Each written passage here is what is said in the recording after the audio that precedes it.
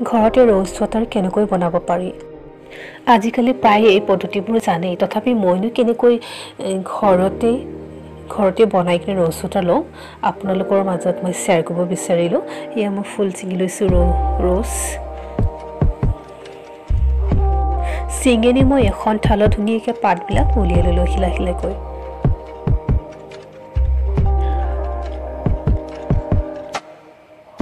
এয়া দেখিছেনে মই গোটেইখিনি হিলা পাত ধুনীয়াকৈ উলিয়াই ললোঁ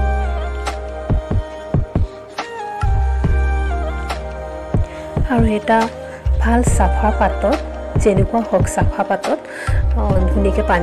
পানীত পাতখিনি ধুনীয়াকৈ ধুই ল'ব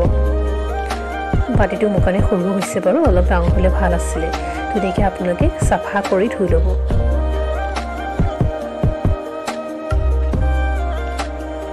এয়া দেখিছোঁ নহয় মই কেনেকৈ কৰিছোঁ ধুনীয়াকৈ ধুই সাফা কৰি কিনে গোটেইখিনি পাত ধুনীয়াকৈ শুকুৱাই ল'ব নুশুকালেও হয়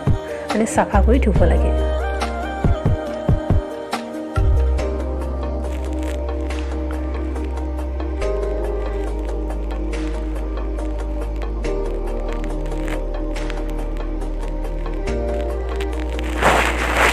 আৰু একাপ নহয় আধা কাপ পানী মই ল'লোঁ মোৰ নিজৰ জোখেৰে আৰু আপোনালোকে কিমানখিনি বনাব বেছি পানী দিব নালাগে পৰিমাণ অনুসৰি দিলোঁ তাত পানীখিনি মই ফুলৰ পাতখিনি গোটেইখিনি ঢালি দিলোঁ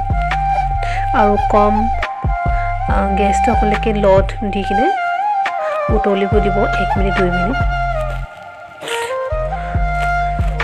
ধুনীয়াকৈ মই গোটেইখিনি দি কিনে উতলিবলৈ দিলে 1 মিনিটতে দেখিছে নহয় ফুলৰ কালাৰটো পিংক কালাৰটো গৈ কিনে হোৱাইট কালাৰ হৈ গ'ল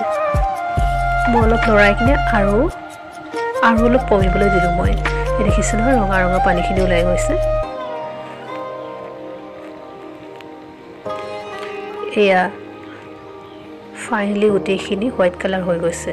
মানে হৈ গ'ল মই ঠাণ্ডা কৰি কিনে এনেকৈ চেকি ল'লোঁ আধা কাপ